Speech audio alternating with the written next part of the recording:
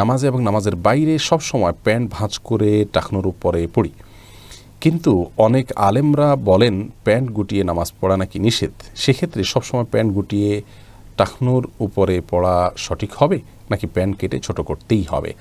ভাই মাসুম হোসেন, আপনার শেষের কথার উত্তর আগে দিই। সেটা হলো যে প্যান্ট কেটে ছোট করাই উত্তম। শুধু নামাজের সময় আপনি ভাঁজ করে নামাজ পড়া আপনার জন্য উচিত হবে না, বরং উচিত হবে প্যান্টকে স্থায়ীভাবে ছোট করে ফেলা। কারণ টাকনুর নিচে কাপড় পরা নিষেধ, সেটি নামাজরত অবস্থায়ও নিষেধ, নামাজের বাইরেও নিষেধ।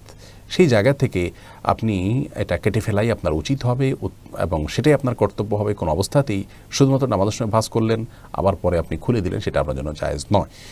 এরপরে আসি আপনার প্রশ্নের প্রথম অংশে।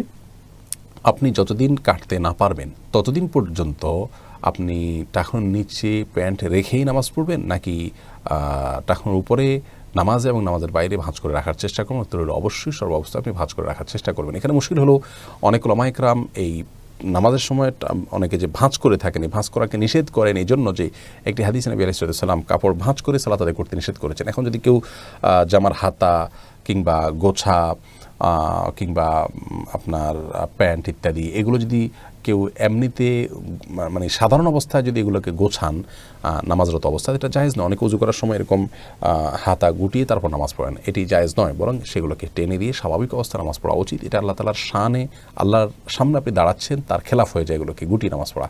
টাকনুর বিষয়টা একটু ভিন্নতর। টাকনুর নিচে যে কাপড় পরে সেই কাপড়টা যদি কেউ গোটান তাহলে সেই গোটানোটা হলো একটা হারাম থেকে বাঁচার জন্য, সেটা অন্য কোনো অসৎ উদ্দেশ্য বা সাধারণ কোনো উদ্দেশ্যে না। তো নামাজরত অবস্থায় হারামে লিপ্ত না থাকার চেষ্টা তো অবশ্যই ভালো, প্রশংসনীয়, সেই জায়গাতে এটা নিষেধ নয়।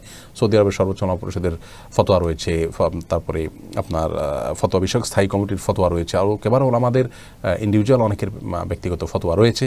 সেই ফতোয়াগুলোতে তারা স্পষ্ট জানিয়েছেন যে নামাজের সময় কেউ যদি টাকনুর নিচের কাপড়কে ভাঁজ করে নামাজ পড়েন তাহলে হাদিসে যে কাপড় ভাঁজ করা নিষেধ সেটা সেই নিষেধাজ্ঞার মধ্যে পড়বে না, বরং হাতা ইত্যাদি এগুলো সেই নিষেধাজ্ঞায় পড়বে।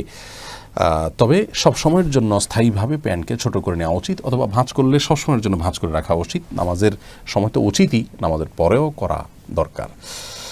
এরপরের প্রশ্নটা হলো ফরমান আলী, আপনি জানতে চেয়েছেন, আমি একটি মিলে ম্যানেজার হিসেবে কর্মরত আছি। মিলটি ব্যাংক থেকে লোন নিয়ে ব্যবসা পরিচালনা করে আসছে। বিভিন্ন হিসাবের পাশাপাশি ব্যাংকের হিসাব ও মুনাফা লিখতে হয়। এমত অবস্থা আমার জন্য এই চাকরি জায়েজ হবে কি না? ভাই ফরমান আলী, যেহেতু আপনার চাকরিস্থল যে মিলটি, সেখানে আপনার কর্তৃপক্ষ সুদভিত্তিক লোন নিয়েছেন এবং তার উপরে ভিত্তি করে তিনি সেটা আপনাকে লিখতে হয়। আপনার কাজের অংশ হিসাবে সুদ কত দেওয়া হলো, নেওয়া হলো, ব্যাংক থেকে পাওনা দেনা হিসাবটি লিখতে হয়। অতএব এই জবটি করা আপনার জন্য জায়েজ হবে না। কারণ সহিহ বুখারী মুসলিম বর্ণিত হাদিসে নবী সাল্লাল্লাহু আলাইহি ওয়াসাল্লাম বলেছেন, লা'নাল্লাহু আকিলার রিবা ওয়া মুকিলাহু। আল্লাহ রাব্বুল আলামিনের লানত বর্ষিত হয় ওই ব্যক্তির উপরে যে নিজে সুদ খায় কিংবা সুদ দেয় কাউকে, ওয়া কাতিবাহু ওয়া শাহিদাইহি, এবং যে সুদ লেখে এবং সুদের সাক্ষী থাকে, তাদের সকলের প্রতি আল্লাহ তাআলা লানত বর্ষিত হয়। তো আপনি সুদের লেখকের ভূমিকা এখানে অবতীর্ণ হয়েছেন, যেহেতু আপনার জবের অংশ হিসাবে কোম্পানির সুদের হিসাব নিকাশ লিখতে হয়। তো এই জবটি করা আপনার জন্য জায়েজ হবে না। আল্লাহ তাআলা আপনাকে হালাল উপার্জনের ব্যবস্থা করে দিন, আমরা দোয়া করি।